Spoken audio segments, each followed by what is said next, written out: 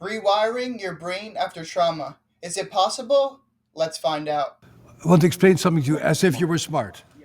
I like that.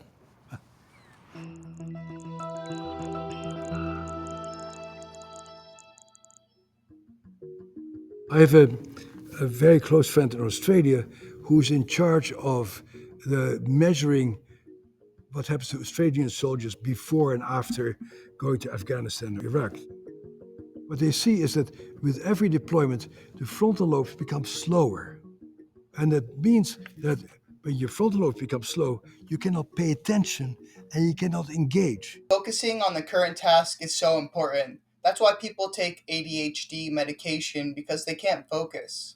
So, the frontal lobe seems like a pretty important part of the brain. But when they expose you to a very terrible, frightening situation, your frontal lobes come online. So what we show is that when you're traumatized, when you're not in danger, your brain doesn't function. But when you're in danger, your brain has been changed so that you are a specialist in dealing with danger, but you're no longer a specialist in dealing with spring in Western Massachusetts. Seems like the brain is focused on fight and flight responses instead of rest and relax. The nervous systems are all messed up, and the brain is only focusing on one when it needs to be able to switch between the parasympathetic and the sympathetic nervous system. And it passes you by. Let's talk about quantitative EEGs, which are fairly easy brain maps, much cheaper than fMRIs, where I can show you what the wiring of the brain looks like. When you close your eyes, you're supposed to feel relaxed and calm, and you can measure that in the brain waves in the back of your brain. When you ask traumatized people to close their eyes, they develop a lot of high intensity waves in the back of their brain, as if their brain is saying, if I close my eyes, I am in danger. I need to look around all the time to make sure that nobody's going to hurt me. Hence, being stuck in fight or flight. That is driven by this brain that is set to expect danger. And when you see these brain maps of people, they are extremely abnormal. And you can say, oh, no wonder they have so much trouble with their temper. Oh, no wonder they have so much trouble with eating. No wonder they have so much trouble with forming relationships.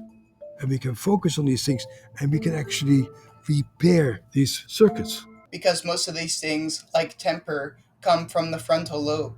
And if your frontal lobe is messed up, obviously you're going to have a temper. That's why younger people, like teenagers, have a hotter temper because their frontal lobe is not fully formed yet. Now, what we can do is to actually wire up your brain so whenever you make quiet waves in your brain, you get a little reward. You hear some sounds, you see some images that you like. So we can shape your brain to actually have a different configuration and a different wiring. So it's no longer set to expect danger, but it's actually set to be open to new experiences. It's kind of funny that we call it rewiring because we're literally rewiring the pathways in our brain. But in this experiment or the ways and the methods that they use, they're literally putting wires on your brain. Neurofeedback needs a lot more work because it's never been supported by federal funding. How long does it take? What's the best method to rewire these brains? Because I wouldn't give little abused kids in the foster care system psychedelics, you can be sure of that. But it would give them neurofeedback so they can go to school and not be labeled as a pain in the neck kid. And they're able to have friends and they're able to learn.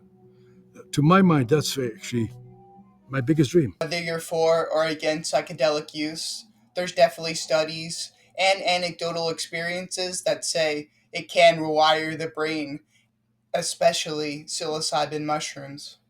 Is that smart enough?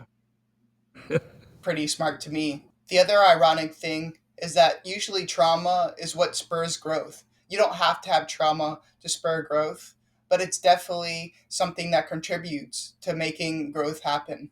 So, is it a good thing? Is it a bad thing? I don't know. You tell me. If you enjoyed this video, hit the like and subscribe button, and I'll see you in the next one.